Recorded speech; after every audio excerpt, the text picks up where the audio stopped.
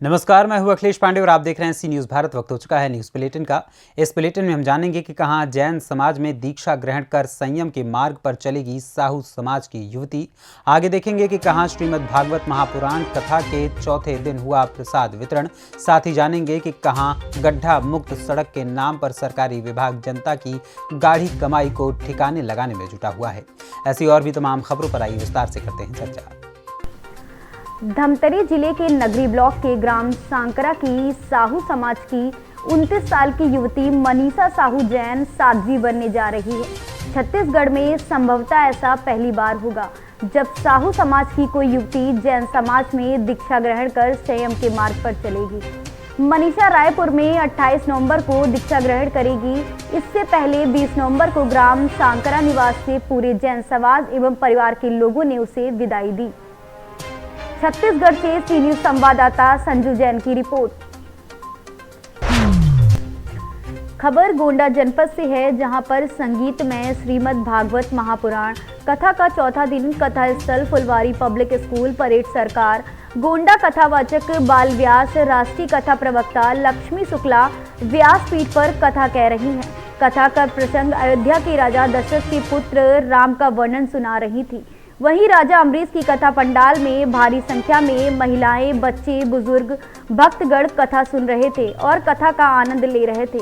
उसी समय पुरोहित पवन कुमार तिवारी, आचार्य श्याम प्रकाश शास्त्री, कथा के मुख्य यजमान वीर विक्रम सिंह व पत्नी मालती सिंह ने आरती के बाद प्रसाद वितरण किया। गोंडा से सी न्यूज़ संवाददाता कल्पराम त्रिपाठी की रिपोर्ट।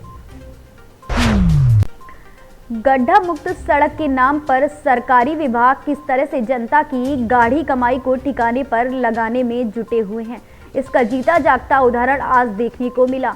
महारानी लक्ष्मीबाई मेडिकल कॉलेज के पास पराग दूध डेयरी के सामने जनता की गाढ़ी कमाई को खुलेआम ठिकाने लगाया जा रहा है। दरअसल यहां पर कुछ समय पूर्व ही नई सड़क डाली गई थी। इसी नई सड़क के ऊपर एक और सड़क डाली जा रही है। आश्चर्य की बात यह है कि सड़क राजमार्ग से जुड़ी हुई है और तमाम अफसर व नेता इस सड़क से आते जाते रहते हैं। इसके बाद भी सरकारी विभाग के इस खेल की तरफ अभी तक किसी की निगाह नहीं गई। एक तरफ योगी सरकार जीरो टॉलरेंस नीति को पूरी तरह से पालन कराने के लिए सख्त बनी हुई है, तो वहीं दूसरी तरफ उन्हीं की प्रशासनिक मशीनरी इस नीति में तमाम छिद्र करने पर तुली हुई है। झांसी से सी न्यूज़ संवाददाता राजीव की रिपोर्ट। झांसी में कोरी समाज सेवी कर्मचारी संगठन नागरिक सुरक्षा कोर प्रयास सभी के लिए एवं झा फैब्रिकेशन एंटरप्राइजेस के संयुक्त तत्वाधान में अमर शहीद वीरांगना झलकारी बाई के 192वें जन्मदिवस पर चतुर्थ वीरांगना झलकारी बाई मिनी मैराथन पुरुष वर्ग एवं रन फॉर वीरांगना का आयोजन 22 नवंबर मंगलवार को किया जा रहा है। रविवार को एसपीआई इंटर कॉलेज में अनूप कुमार वर्मा संयोजक ने बताया कि मिनी मैराथन को अंतिम रूप दिया जा चुका है। उनके साथ प्रमुख रूप से मनमोहन गेड़ा, केंद्रीय संयोजक प्रयास सभी के लिए हरविंद कुमार, आयोजन सचिव मिनी मैराथन, मिनी सिजरिया एडवोकेट, डिविजनल वार्डन नागरिक सुरक्षा आदि लोग उपस्थित रहेंगे। उन्होंने बताया मिनी मैराथन का उद्घाटन झलकारी बाई पार्क किला रोड से सुबह 6:30 बजे होगा। इससे पहले एसपीआई इंटर कॉलेज के सामने वीरांगना झलकारी बाई पार्क किला रोड से झांसी से सोमवार 21 नवंबर को रात तक पंजीकरण किए जाएंगे। रन फॉर वीरांगना की शुरुआत भी झलकारी बाई पार्क से प्रारंभ होगी। इसी क्रम में वीरांगना झलकारी बाई के जन्मदिवस की पूर्व संध्या पर 21 नवंबर की शाम 6 बजे झलकारी बाई पार्क पर दीपांजलि कार्यक्रम भी मनाया जाएगा। ये वीरांगना झलकारी बाई की जयंती के उपलक्ष्य में हर वर्ष मिनी मैराथन एवं रन फॉर वीरांगना का आयोजन किया जाता है। उसके तहत जिनकी जानकारी जो हमको देना चाहते हैं आप लोगों के बीच, जनता के बीच पहुंचे, इसके लिए हमने प्रेस वार्ता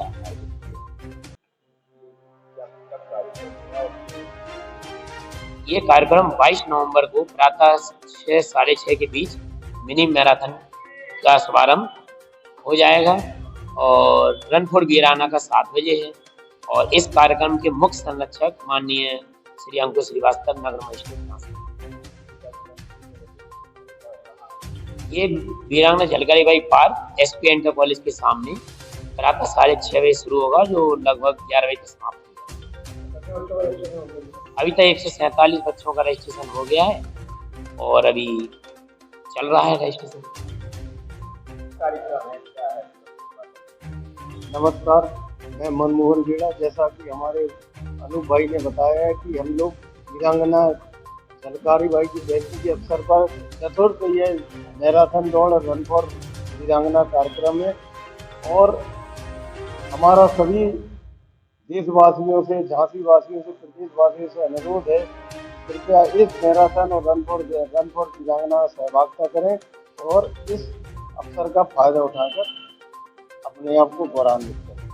झांसी से सी न्यूज संवाददाता राजीव की रिपोर्ट। सुगौली के पंजी अरवा में भाकपा माले के नेताओं ने बेघर हुए पीड़ितों से मिलकर उनकी समस्याओं को सुना। पंजी अरवा में प्रशासन ने गत माह अतिक्रमण भी हटाया, जिसके बाद बेघर हुए पीड़ितों की समस्याओं को जानने के लिए भाकपा माले के नेताओं ने पंजी अरवा पहुंचे। भाकपा माले के वरिष्ठ नेता सह पोलित ब्यूरो सदस्य धीरेन्द्र झा ने पीड़ितों से मिलकर उनकी समस्याओं को सुना। मौजूद ग्रामीणों ने अपनी अपनी समस्याओं को बताते हुए कि इस ठंड के मौसम में गुजर बसर करना मुश्किल हो गया है। माली नेताओं ने हर संभव मदद करने का भरोसा दिया। भाकपा माले के पोलित ब्यूरो सदस्य ने विधानसभा सत्र में इस समस्याओं को रखने का आश्वासन भी दिया। बहुत ही भयावह दृश्य है।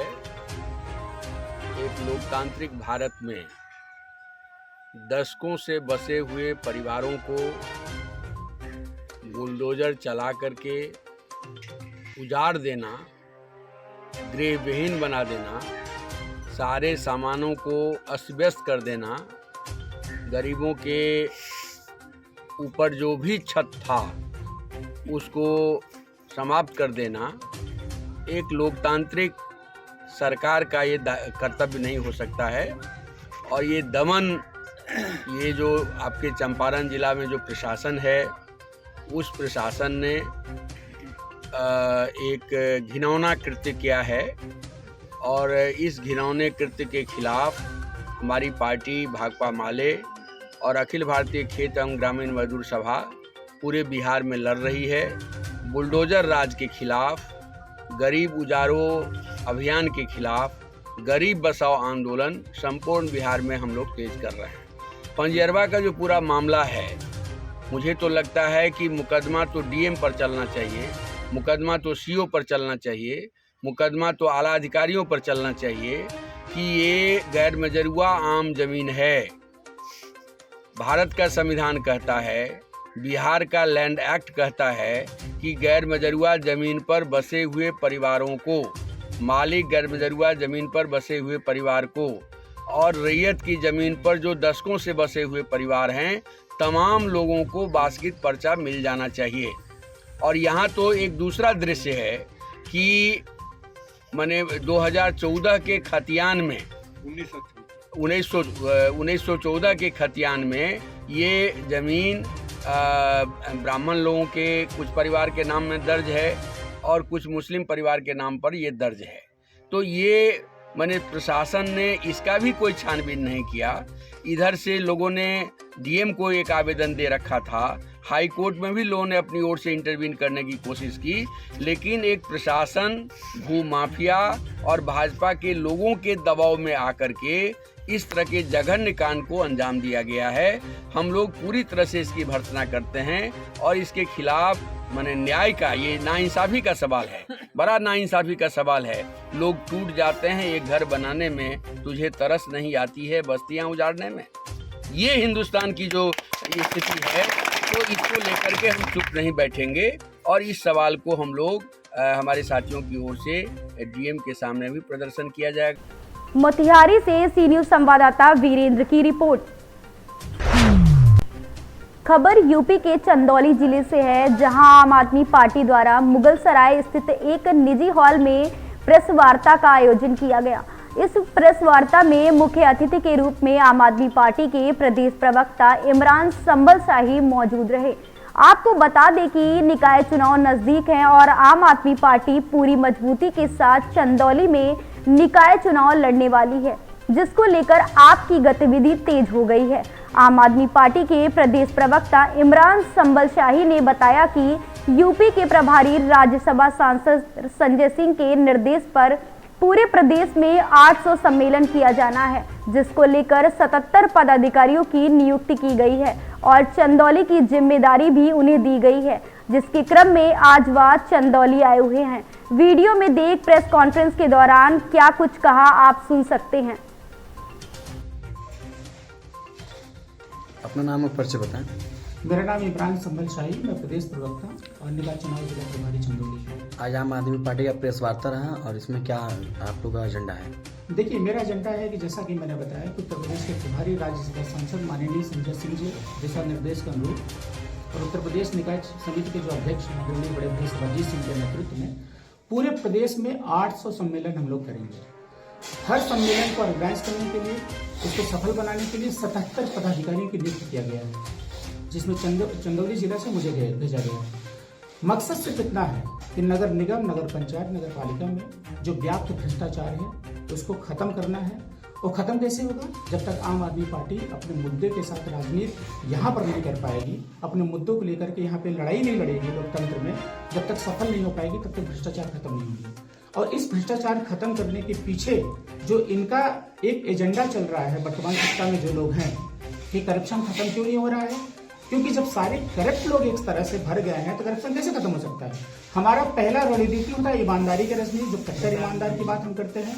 दूसरा हमारा पानी, शिक्षा, बिजली, महिला सुरक्षा, रोजगार, ये हमारी बुनियादी सुविधाएं जिन पर हम राजनीति करते हैं।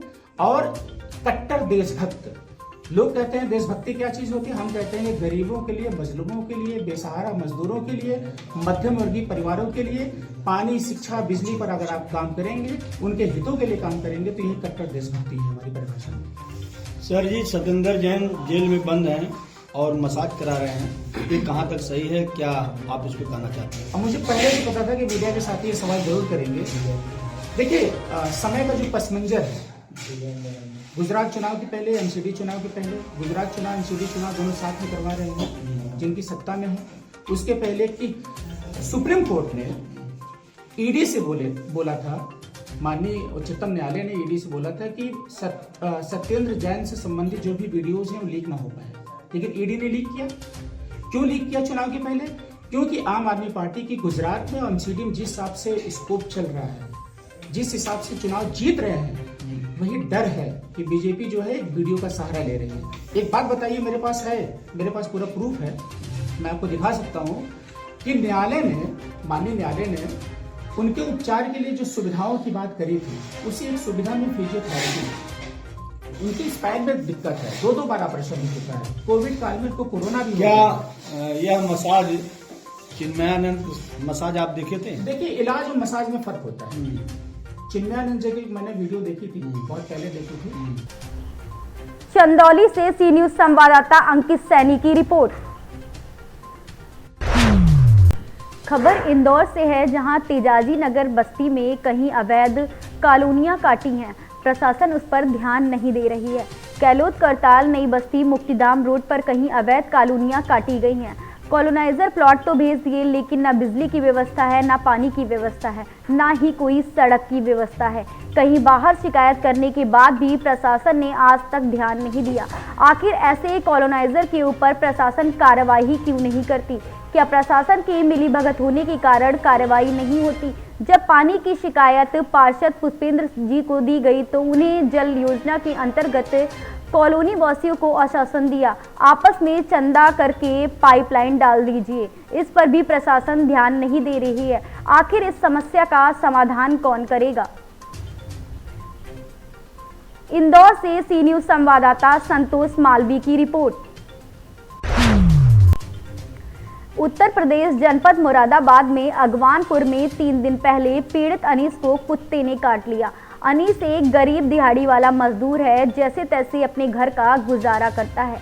अनीस का कहना है कि मैंने प्राइवेट अस्पताल ना दिखाकर मुरादाबाद जिला अस्पताल में दिखाया, जहां पर मैंने एक स्लिप बनवाई और डॉक्टर को दिखाने के लिए मैं चला आया, लेकिन डॉक्टर से ज़्यादा कहने पर डॉक्टर ने जानबूझकर मुझे रविवार की तारीख दी, जिससे कि मैं मुरादाबाद जिला अस्पताल आऊं और अपने घर वापस चला जाऊं।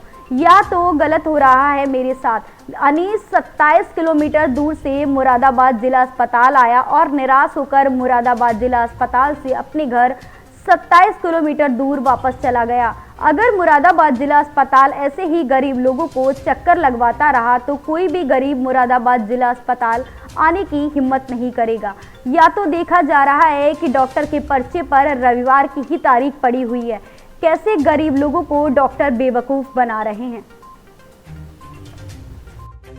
क्या नाम है आपका? मेरा नाम मोहम्मद अनीस मलिक है। अनीस मलिक जी, आप इस समय कहाँ आए हैं? ये जिला अस्पताल में आया सिविल। किस सिलसिले में आए हैं आप? सर मेरे 17 तारीख को मेरे जो डॉगी ने काट लिया था। किसने काटा था? डॉगी ने। अच्छा, डॉगी ने। अच्छा, तो उसके लिए मैं आया था, इसमें दक्षिण लगवाने। हाँ और इन्होंने मुझे 2020 तारीख की डेट दी थी। एक डोज लग गया है मेरे। हाँ दूसरी डोज की मुझे 20 तारीख की डेट दी थी। हाँ अब मैं मालूम कर रहा हूँ, तो अब मैंने उनसे कहा भी था कि सर संडे पड़ रहा। हाँ तो उन्होंने बोले कोई दिक्कत नहीं, लग जाएगा। हाँ। मैं सब काम छोड़कर अपना इधर आया हूँ, तो अभी मेरे को दक्षिण नहीं लगा रहे हैं। कहाँ से आए हैं आप? जी मैं अफगानपुर से आया हूँ। कितना दूर है यहाँ से? यहाँ से 20 से 25 किलोमीटर पड़ता है। अच्छा, इस समय आप कहाँ पर आए हैं? जी जिला अस्पताल। अच्छा, अब डॉक्टर साहब क्या कह रहे हैं आप? वो मैंने मैडम से मालूम किया तो बोले आप कल आकर लगवा दें। तो डॉक्टर साहब ने जब आपको पर्चा ये डेट दी थी तो आपने उस समय क्यों नहीं देखा? सर मैंने देखा था, मैंने बोला मैंने सर जी इतवार करना है, इसमें खुलेगा अस्पताल। बोले तो कोई बात नहीं, खुल जाता है, तो आकर दर्शन लगवा लो, कोई दिक्कत वाली बात नहीं। अच्छा, तो आपने अब किसके पास गए थे आप? वो 2 मैन बैठी थी अंदर, मैं उनसे मालूम किया। अच्छा, उन्होंने क्या कहा? उन्होंने कहा कल आकर लगवा लेना। ये तो वो तो बात सही है, कल आके लगवा लेना। देखिए, जब डेट पड़ी थी तो उन लोगों ने ये नहीं देखा कि डेट सही है या गलत है। वो मैंने कहा, मैंने कहा मैडम ये 20 तारीख की डेट दी थी, तो मैंने कहा मैं काम अपना छोड़ कर आया हूँ, यहाँ पे खाना भी नहीं खाया मैंने। तो उन्होंने कहा बोले कोई बात नहीं, मिस्टेक हो जाती है, आप कल आओ और अपना दर्शन लगवा लो। अब आपके पास डॉक्टर के पास जाने के बाद कोई मसला हल हुआ आपका? कुछ भी नहीं। अब आप यहाँ से कहाँ जाएंगे? जी मैं सीधा अफगानपुर जाऊँगा। तो आप क्या चाहते हैं अब डॉक्टर साहब से? आप ये फिलहाल मेरा दर्शन लग जाए और मैं अपने बस ठीक हो जाऊँ और चलूँ। मुरादाबाद से सी न्यूज़ संवाददाता दिलसाद अंसारी की रिपोर्ट। मामला मध्य प्रदेश के रीवा जिले के तराई आंचल के जीवनदायिनी टमस नदी से है, जहां पर रेत के अवैध उत्खनन के कारण नदी के अस्तित्व पर संकट खड़ा कर दिया है। खनन माफियाओं द्वारा थाना अतरैला अंतर्गत कोनी, कर्रोह, गोहटा, जोहना आदि घाटों पर दिन रात अवैध रूप से रेत का उत्खनन एवं परिवहन किया जाता है और जिम्मेदार जानबूझकर मौन बनकर उत्खनन में अपनी सल्पीरता प्रकट कर रहे हैं। सुशासन का दावा करने वाली भारतीय जनता पार्टी की सरकार में प्राकृतिक संपदाओं का अंधाधुंध दोहन सरकार की मंशा पर प्रश्नचिन्ह खड़ा कर रहा है।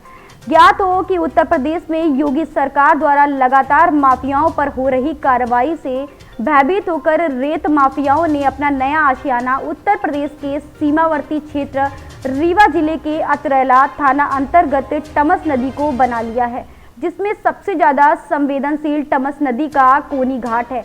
ग्रामीणों द्वारा बताया गया कि बालू माफिया और उसके गुर्गों द्वारा रात दिन रेत के परिवहन, उत्खनन के साथ शराब के नशे में आमजनों एवं भय एवं दहशत फैलाते हैं।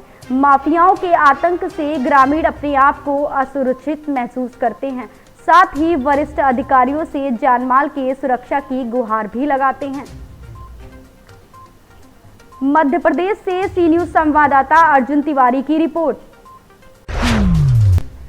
भारतीय जनता पार्टी किसान मोर्चा के जिला अध्यक्ष देवेंद्र सिंह यादव ने अपने आवास पर प्रेस कॉन्फ्रेंस कर बताया कि 2022 के विधानसभा चुनाव में भारतीय जनता पार्टी को जिताने के लिए अनेक प्रकार के अभियान चलाए गए थे।